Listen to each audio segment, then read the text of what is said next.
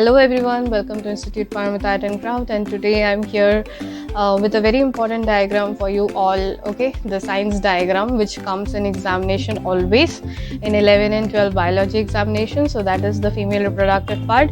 Okay, and it's little bit easier. Okay, so you don't need to worry. You can easily do this diagram, freehand diagram very easily. I have labeled it properly for you all.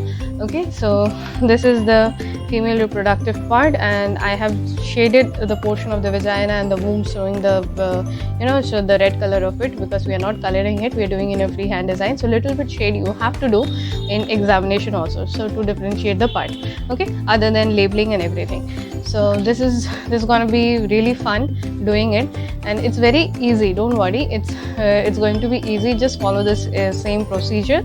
Okay, and if you like it, please give it a like, and then subscribe my channel, and also give a comment below like which next video you want to see up, or which science diagram or the process you want me to explain in front of you. Okay, so all the best for the examination. Best of luck.